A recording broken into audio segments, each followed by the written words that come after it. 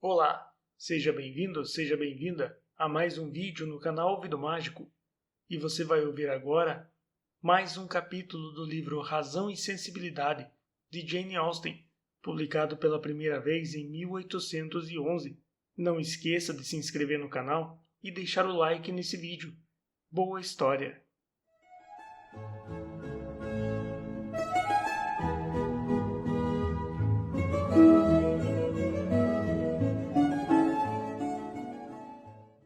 Capítulo 11. Ao chegarem a Devonshire, dificilmente a Sra. Dashwood e suas filhas poderiam imaginar que iriam surgir tantos compromissos, a ponto de ocupar quase todo o seu tempo, nem que iriam receber tantos convites e tantas visitas, que lhes sobrariam poucas oportunidades para ocupações mais sérias. No entanto, assim foi. Quando Marianne se recuperou, foram postos em execução esquemas de divertimentos organizados por Sir John na casa deles e nos arredores. Começaram então os bailes em Barton Park, e festas ao ar livre aconteceram sempre que o chuvoso outubro o permitia.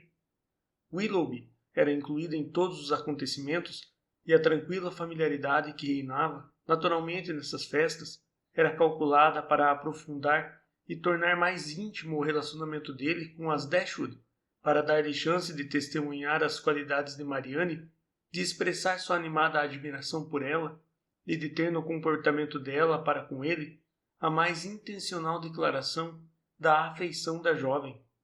Elinor não tinha por que surpreender-se com o apego entre eles. Apenas gostaria que não fosse demonstrado tão abertamente, e uma ou duas vezes aventurou-se a sugerir que Marianne deveria controlar-se um pouco.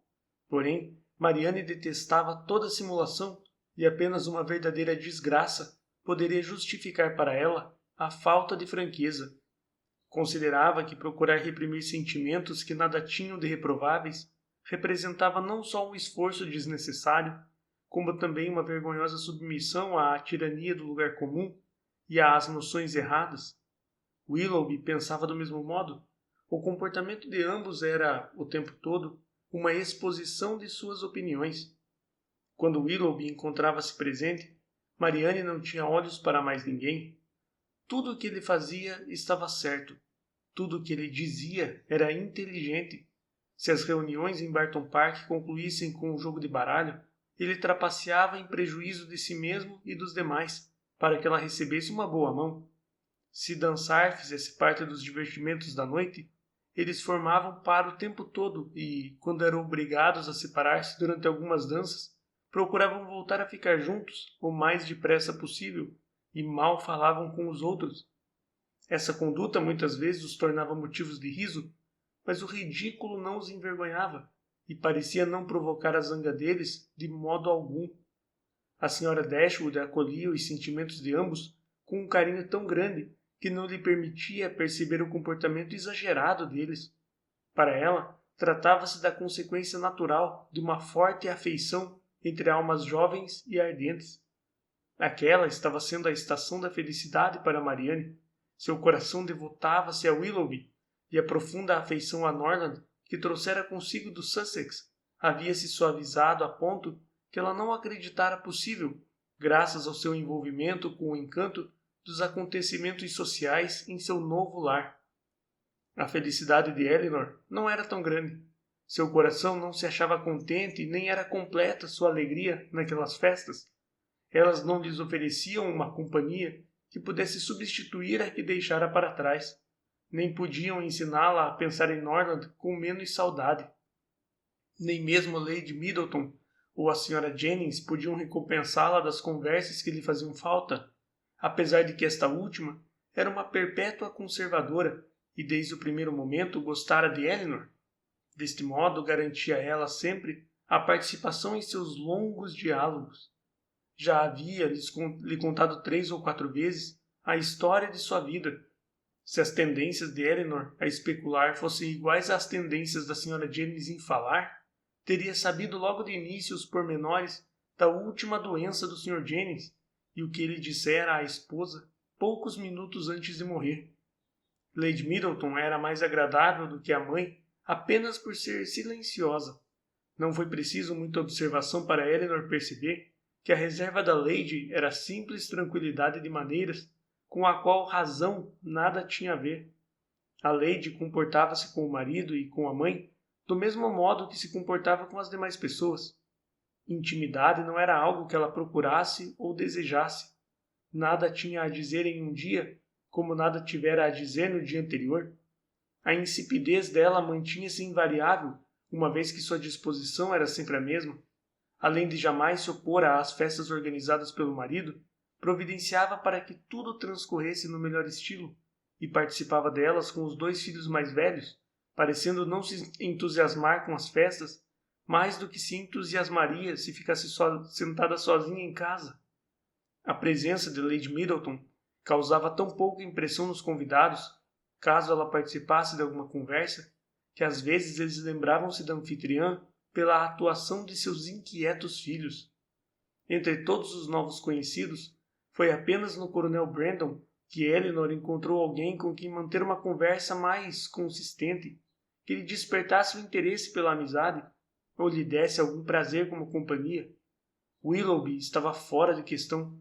Mesmo se tratando de uma estima fraternal, ela considerava que a decisão de dar admiração e amizade a alguém pertencia apenas à própria pessoa. Sim, o jovem cavalheiro era um enamorado, suas atenções eram todas para Marianne. Contudo, até mesmo um homem muito menos educado do que ele procuraria ser gentil com os demais. O Coronel Brandon, infelizmente para si próprio, não recebia nenhum tipo de encorajamento para pensar apenas em Marianne e, conversando com Elinor, encontrou um grande consolo para a total indiferença da irmã dela. A compaixão que Elinor sentia por ele aumentou e ela teve motivos para pensar que o coronel já sofrera desilusões de amor.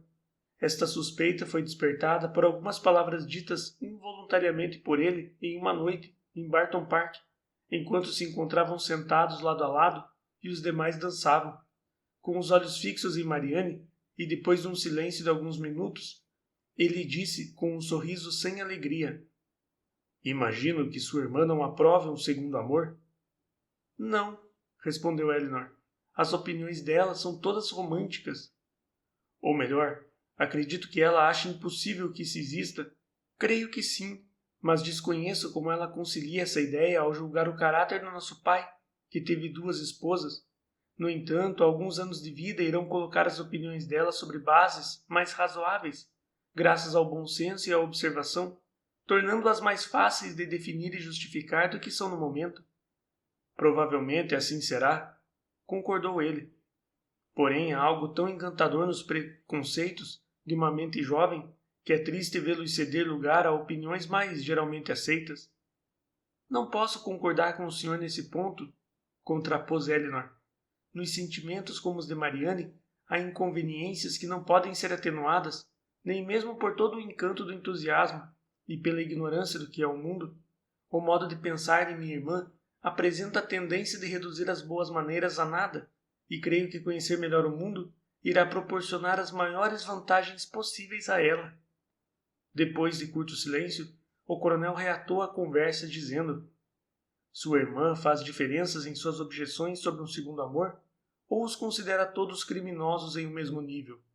Será que os que se decepcionaram com a primeira escolha, com a inconstância da pessoa que amavam, ou com as alterações das circunstâncias, devem ser ignorados durante o resto de suas vidas?" "Devo dizer que não conheço os princípios dela minuciosamente. Sei apenas que jamais a ouvi admitir que um segundo amor era perdoável." "Isso não pode permanecer", ponderou ele. "Mas uma mudança total de sentimentos?